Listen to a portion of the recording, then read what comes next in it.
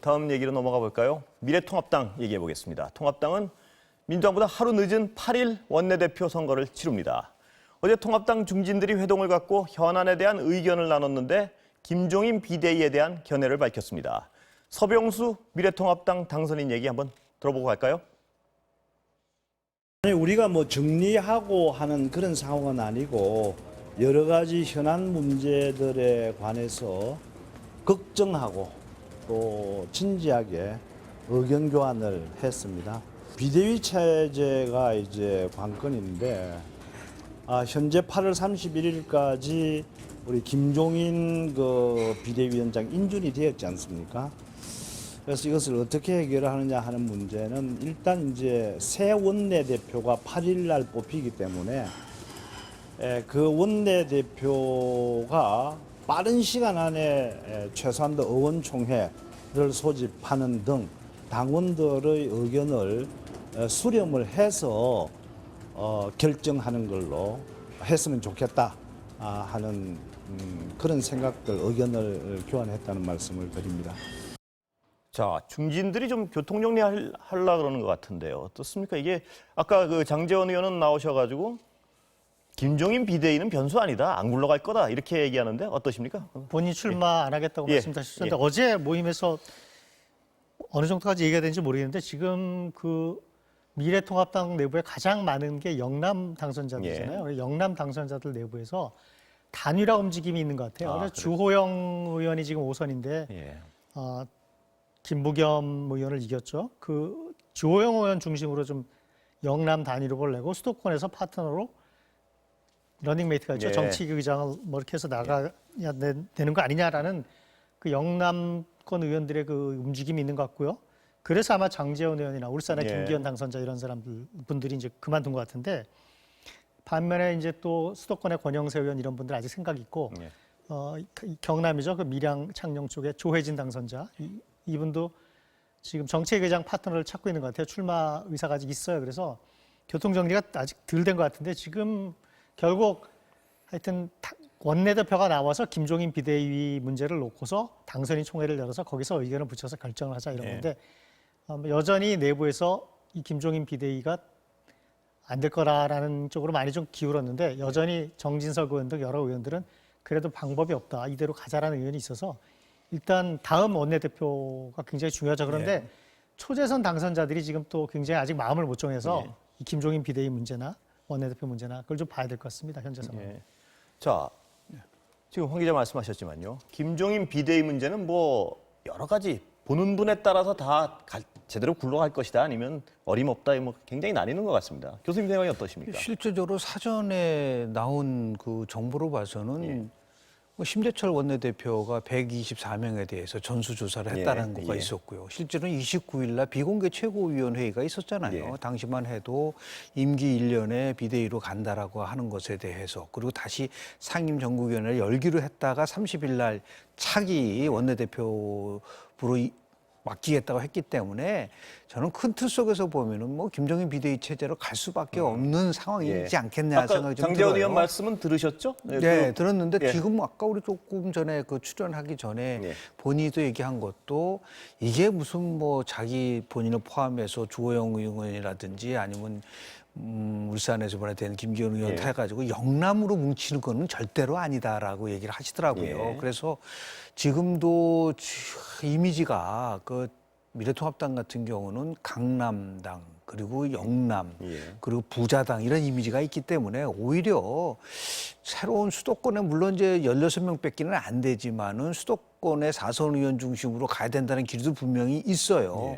그래서 어떻게 결정될지는 모르겠지만 결국은 당선자 총회를 열린다고 한다면 지금 그렇다고 해서 8월 전당대회를 중심으로 해서 이 부분을 해석하게 하기에는 너무나 상황이 좀 시급하기 때문에 그렇습니다. 나름대로는 이제 비대위 체제로 가는데 다만 지난 시간에 제가 말씀드린 것처럼 임기와 관련된 문제를 가지고 절충을 하지 않겠나 생각을 말씀을 드린 적이 있지 않습니까? 저는 12월 달에 얘기를 했지만 비공개 최고위원회에서는 1년이라면 내년 3월까지를 얘기를 하는 거거든요.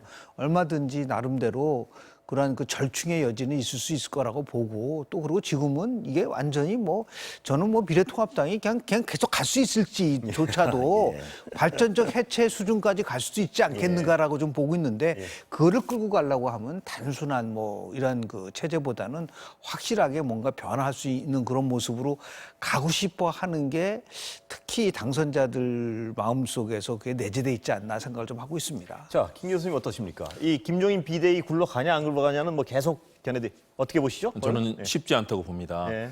뜨거운 감자여야 되는데 이미 식어버린 감자가 됐다. 예. 김종인 위원장 카드가 많이 나왔었지만 이 부분에 대해서 당내에서 흔쾌하게 정권에 대한 그런 기본적인 공감대가 있어야 되는 것 아니겠습니까? 예. 아직도 많은 의원들이 여기에 대해서 비판적인 목소리를 내고 있고요. 그러나 지금 미래통합당이 현재 분열의 위기 그리고 좌절된 지난 선거 결과에 따라서 뭔가 나가야 될 길에 대해서 그래도 김종인 위원장이 중심을 좀 잡아줘야 되는 것 아니냐 이런 목소리들이 있지만요. 거기에 대해서 반대되는 목소리들이 절반 가까이가 되는 거거든요. 절반 가까이가 원하면 그러면 사실상 이 카드는 쉽지 않다. 김종인 위원장이 엎어진 카드입니까? 아니면은 저는 이미 예. 상당히 엎어졌다고 봅니다. 예. 그런데 마지막에 희망이었기 때문에 지금 김세현 의원이 그런 얘기 하지 않았습니까? 김종인 위원장 카드는 이제는 희망 고문이 되어버렸다. 예. 자꾸 영이 모셔야 된다, 추대해야 된다는 얘기는 하지만 결국은 그 성과도 내지 못하고 당내 자생력도 이루지 못한다. 예. 원내 정당의 중요성은 뭐냐면 21대 당선자들이 결국은 또 다르게 총의를 모아서 당을 끌고 가야 되는 것이거든요. 내부에 그런 동력 없이 김종인 위원장이 그리는 그림과 대선 가도 지금 사실 내년 1월 1일이면 대선 후보들이 출발하는 시점이 됩니다. 예. 그러면 올해 연말까지 이제 불과 이제 7개월 정도 남은 기간 동안에 미래통합당이 이 전열을 정비해야 되는데요. 무소속과 뭐 복당이라든가 미래한국당과의 합당이라든가 다양한 문제들이 남아 있습니다. 스스로 자생력을 갖지 못하면 김종인 위원장이 아무리 날고 기는 재주를 가지고 오더라도 쉽지 않고요.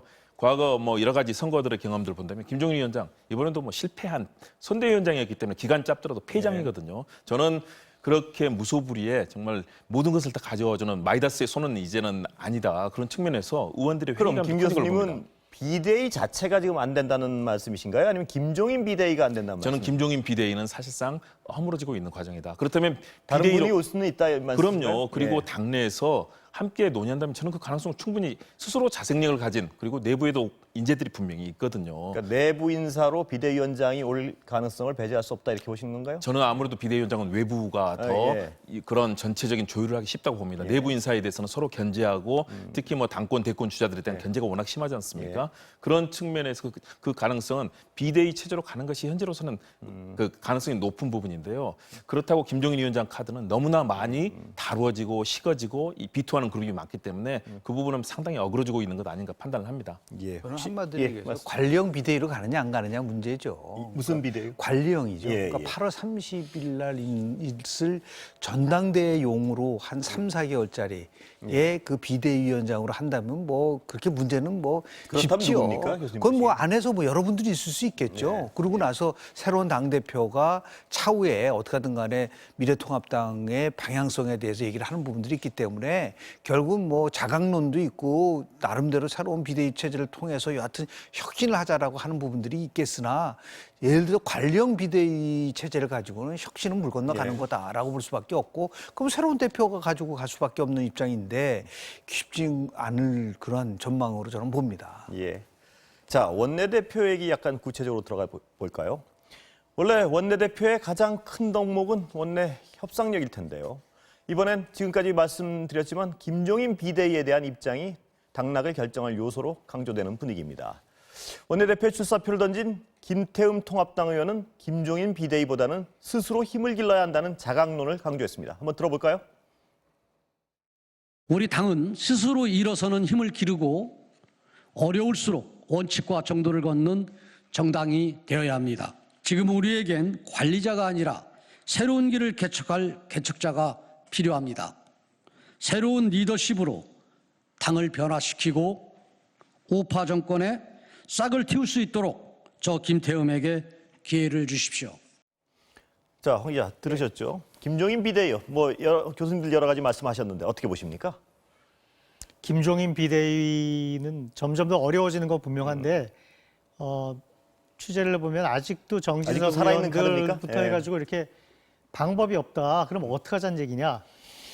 어떻게 하자는 얘기냐라고 예. 얘기해. 그러면 말씀한 것처럼 이제 강력한 카리스마를 가진 김종인 비대위원장을 모셔가지고 이 당을 한번 뜯어고치자라는 게 김종인 비대위를 하자는 사람들의 예. 이유인데 과연 강력하며 카리스마가 있으며 제가 말씀드렸지만 그 중진 의원들이 말을 들 것이며 등등등 여러 가지가 있죠. 그래가지고 이 대목에서 여러 가지가 이제 뭐 관리형 비대를 하려면 내부 외부 할 사람이 많죠. 그거야 전당대회 8월 달까지 쭉 끌고 가면 되는 거니까. 그래서 그 당선인들 일단 총의를 모아서 총의가 어느 정도까지 모아질까가 일단 근데 이게 그 당이라는 게 선거 과정을 거치면서 또 이렇게 이견이 정리되는 그런 것도 있거든요. 그래서 예를 들어서 어떤 주장을 하는 원내대표가 나와서 원내대표가 새로 당선돼서 당선인 총회를 열어서 총의를 어느 정도 모으면 새로운 길이나 가닥이 잡힐 수도 있으니까 그때 봐야 아는 건데. 지금은 가닥도 잡을 수 없다 이 말씀이신가요? 그렇죠. 지금 저 정도의 충격을 받은 회사로 치면 부도가 난 거거든요. 예. 지금 자금도 끌어들여야 되고 뭐 구조조정도 해야 되고 여러 가지 해야 되는데 중구난방 여러 사람이 얘기하는 거예요. 그래갖고 우리끼리 뭐 살자는 사람도 있고 외부에서 지금 자금을 끌어들이려는 사람도 여러 사람이 있는 거잖아요. 예. 지금 그런 상황이라 이 혼돈이 벗어나려면 일단 선거를 거치면서 당내 정리 작업이 거쳐지고 그다음에 낙선자 당선자들의 임무 교대가 끝나고 그래야 될 겁니다. 그 지금 말씀을 들으면 누가 원내대표가 돼도 뭐 엉망진창인 상황을 쉽게 극복하기는 쉽지 않을 것 같은데요. 그래서 하고 싶지 않을 수도 있겠어요. 너도 나도 어떻습니까? 생각보다 예. 예를 들어서 지금 정책위 의장을 파트너로 골라야 되는데 예.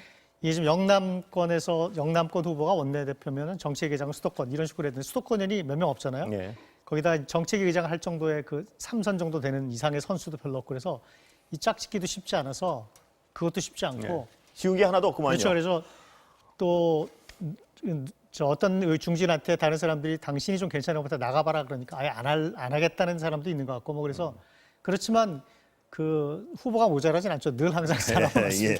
아까 장재현 의원도 안 하겠다고 말씀한 게 이런 이유도 있지 않나 싶기도 하고요. 뭐 너무 힘들죠 지금. 근데 예. 실제로 보면은 이제 한국 정치 과정을 보면요. 2008년도 당시를 한번 복기를 해보면 말이에요. 당시에 이제 한나라당이 153석, 그리고 친박연대가 14석이고 무소속 친박연대가 13석이었어요. 전부 다 합치면 정확하게 180석입니다. 당시 야당 같은 경우에 뭐 80주석밖에 못 얻었어요. 그러나 그것을 토대로 해서 정권을 교체할 수 있는 토대를 만들었고요. 그리고 뭐 잘 아시다시피 96년도 총선에서는 새정치 국민회의 김대중 총재가 이끌었지만 79석까지밖에 못 가져갔어요. 그러나 결국은 정권을 교체했습니다. 그러니까 103석이라고 하는 이것도 결국은 적은 숫자는 아니에요. 그러니까 원내대표, 특히 초대 원내대표가 어떠한 정치력을 발휘해서 끌고 갈 수 있느냐. 그렇기 때문에 보통 한 4성급 이상들이 첫 국회 열릴 때 이제 원내대표 되는 경향이 많았거든요.